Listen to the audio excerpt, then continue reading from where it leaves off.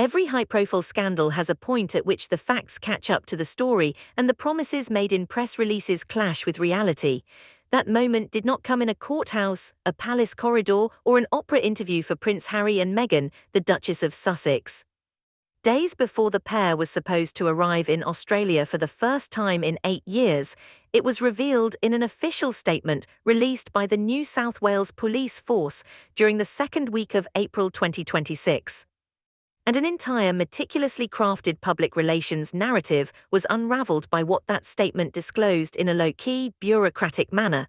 These were the precise words used by the couple's own publicist when they stated that their impending vacation to Australia was entirely privately sponsored. No qualifications, no asterisks. The same representative rejected a petition that started to circulate calling for no Australian public funds to be used for the tour, calling it useless, claimed the trip was private and stated there was nothing to be concerned about. The police then started talking. In a statement, the New South Wales Police Force confirmed that police would carry out what it called an operation to guarantee public safety during the Duke and Duchess of Sussex's visit. It further stated that in order to minimise any disturbance to the community, the operation will need to implement certain extra security measures during their stay in New South Wales.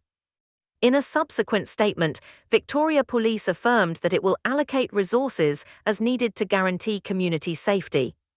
Neither force disclosed a deal with the event planners to recoup those expenses. This implies that, in accordance with conventional New South Wales policing regulations, private events that call for increased security typically run under a cost recovery agreement between the force and the organisers. In this case, there is no such agreement. Whatever the size of that security bill, it goes straight into the police budget, which is financed by Australian taxpayers. This story revolves around that contradiction, but it is by no means the only one. You have to go back to 2018 to see why this is important. Only a few months after getting married at Windsor Castle, Harry and Meghan arrived in Australia that year as working members of the British royal family. They were greeted by huge crowds across the nation. They travelled to 16 cities. According to most accounts, they were the world's first royal couple in a long time. In contrast to William and Kate, they were glamorous, contemporary, and emotionally approachable.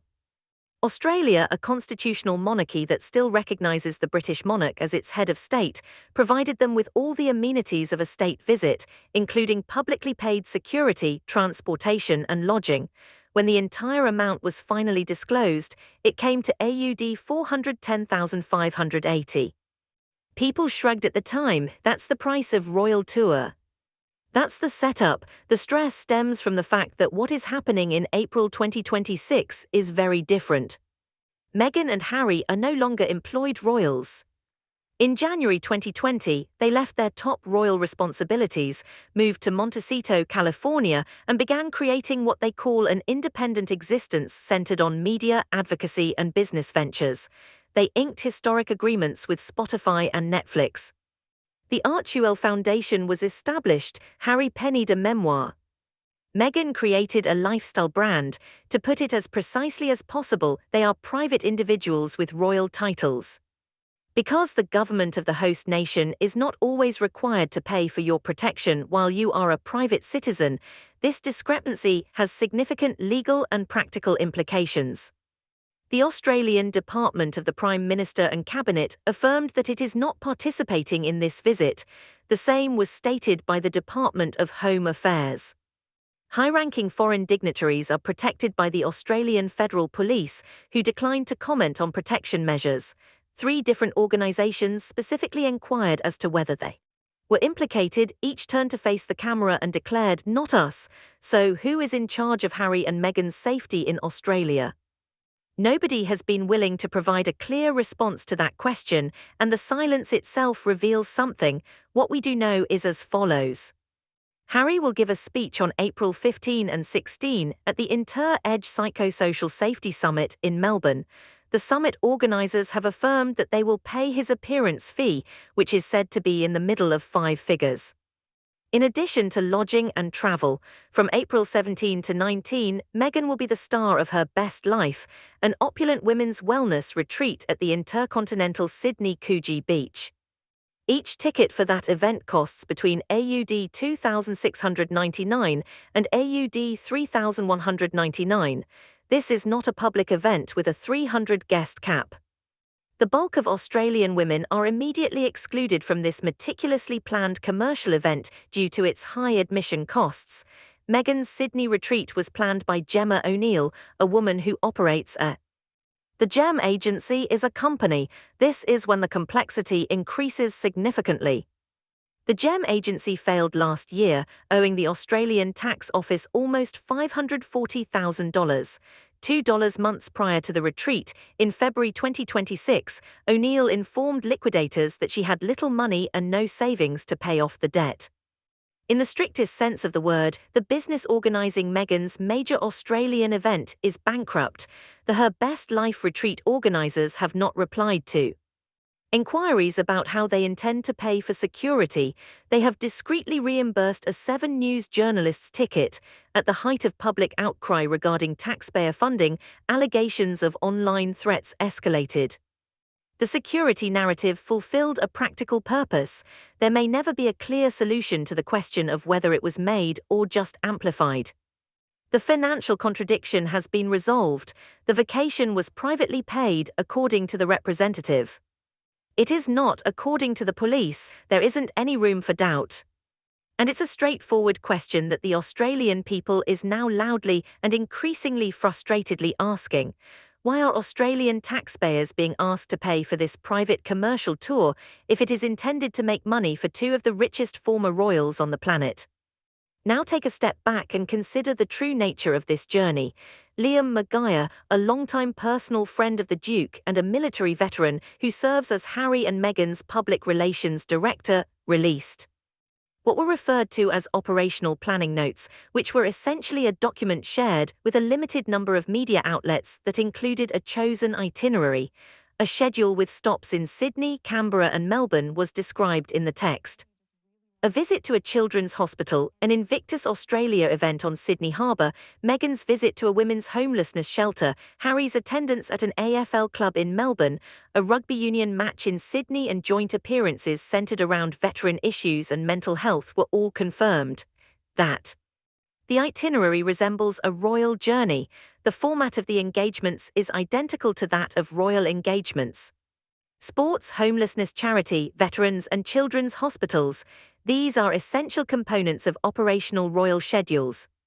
The commercial events, Harry's paid speech at Inter Edge, and Meghan's $3,000 wellness retreat, all conspicuously missing from Maguire's planning paper. These are the activities that bring in money.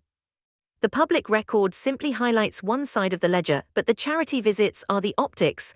Both are real and taking place. Royal analysts have noticed the tour is structurally similar to an official royal visit, with charitable engagements and media management, but without the official royal endorsement, government coordination, or, as it turns out, the fully private funding that was promised, according to a number of observers. Particular attention should be paid to one important point from the planning notes. It has been revealed that Harry and Meghan will not participate in customary walkabouts while visiting. Those unplanned street-level interactions between members of the royal family and the general populace. The explanation given was clear: maintaining public order during uncontrolled street-level events comes at an excessive security cost. Thus, the couple is weighing the expenses of security against public access. That is a pretty thoughtful estimate that indicates security is not just someone else's secondary concern. Handles, every operational choice being made on this journey revolves around it.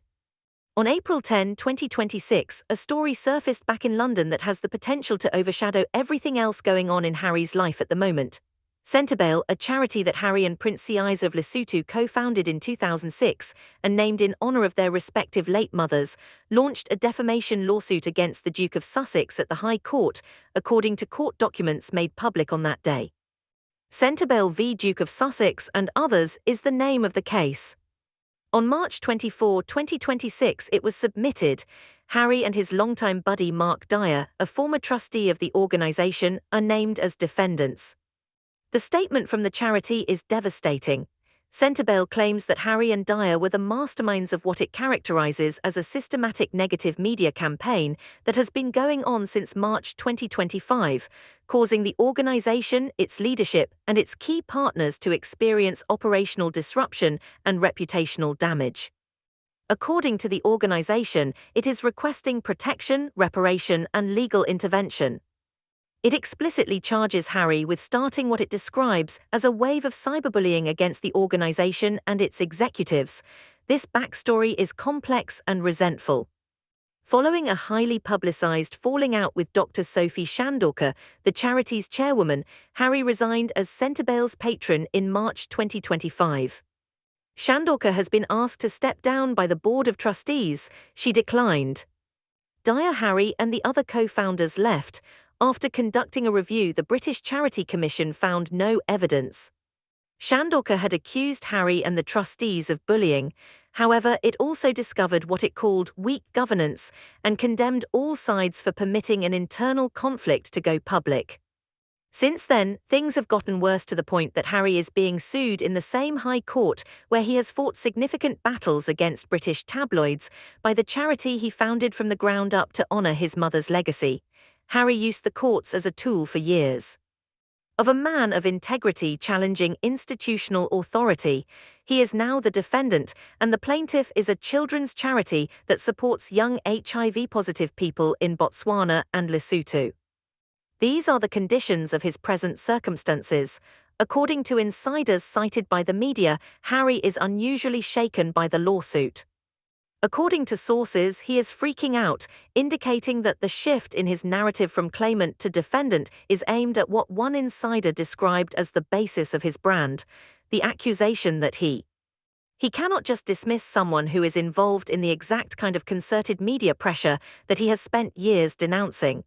In a statement, his spokeswoman described the use of charitable donations to pursue legal action against the same individuals who founded and funded the organization for almost 20 years as extraordinary. However, the charity's real accusation that Harry assisted in organizing a publicity campaign against it is not addressed by presenting this as a legal attack on charity builders. Days before Harry takes an aircraft to Australia, the complaint is filed. He has it with him. The weight of this ongoing lawsuit will be felt in every interview question and news conference in Sydney and Melbourne. There's more too. Excerpts from a new book by royal author Tom Bower titled Betrayal, Power, Deceit, and the Battle for the Future of the Royal Family are making the rounds in the Times of London. According to reports, Queen Camilla told a close friend that Meghan had brainwashed Harry. The team from Sussex issued a statement denouncing such assertion as a component of what they called a deranged conspiracy full of false and damaging information. However, the book's publication a few weeks prior to the trip to Australia ensures that it will be featured in the media coverage when they arrive. In the meantime, King Charles III is getting ready for his own momentous international occasion.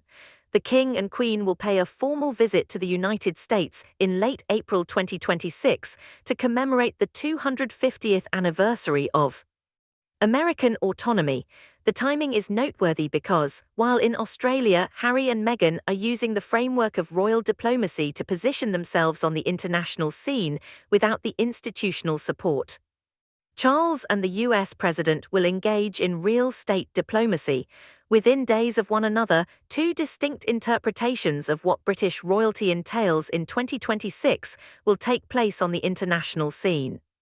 Charles has disassociated himself from the couple's actions without making any official remarks about them. The process of deconflicting, or coordinating just enough between Buckingham Palace and the Sussex camp to keep their respective schedules from directly colliding in the press while maintaining the public appearance that the two operations are completely separate, has been described by a number of palace observers. Although they are distinct, they are linked in ways that neither party can completely control. Every time Harry and Meghan use the term royal in their names in public, such as on event tickets, press releases, or the branding of their charitable endeavors, they are utilizing an identity that comes from the organization they left. And each time that leverage results in a controversy, the institution they left it in is impacted, although indirectly. The Australian government is aware of this dynamic. The Australian Federal Police, the Department of Home Affairs, and the Department of the Prime Minister and Cabinet's purposeful quiet is not the result of carelessness. It's a thoughtful stance. Australia is negotiating its own continuous monarchy controversy. There will likely be a republic referendum in the political future. No Australian government official wants to publicly defend the extension of official government resources to a visit by two individuals who voluntarily left their royal duties and are now in Australia in order to charge $3,000 per ticket for wellness content. So they just remained silent. They turned their backs on it and silently let the police bear the consequences. It's not totally foreseeable what will happen next. The excursion will take place in a few days. Meghan and Harry are going to land. The things will happen. Regardless of what transpires in Sydney or Melbourne, the Centrebale litigation will move through the British judicial system on its own schedule. The issue of taxpayer support has already gained political traction. We've lost that argument. Over 43,000 people signed the petition, and its organisers were correct when they predicted that public funds would be used. However, excursions are not halted by petitions. They alter the atmosphere. Tens of thousands of people have officially opposed Harry and Meghan's arrival in their country, not out of personal animosity, but rather because of a specific, justifiable complaint concerning public funds, private gain, and a promise that was made and then covertly breached. Because it is a dispute with a paper trail, it is more difficult to control than a straightforward protest. The Her Best Life retreat will be held behind meticulously curated attendee lists and confidential. 300 women paid the equivalent of a month's mortgage to attend programs in a 5-star hotel on Coogee Beach. The issue that Australia is posing will go unanswered in between the Invictus events, the AFL game, and the women's shelter visit. Harry will address a group of business executives in Melbourne about psychological safety. When does police protection apply to a private commercial excursion that is partially funded by taxpayers and partially organised by an insolvent company, who are run by a PR director and produce documents that resemble official royal itineraries, but who do not have a reimbursement arrangement in place? When does that trip cease to be private? As of April 12, 2026, neither the Sussex camp nor the Australian government had a response to that question. Instead, they have a statement from the New South Wales Police Force stating that it will carry out a public safety operation. Measured, professional, bureaucratic, factual, and not at all dramatic. Furthermore, accuracy might occasionally be the most disruptive factor.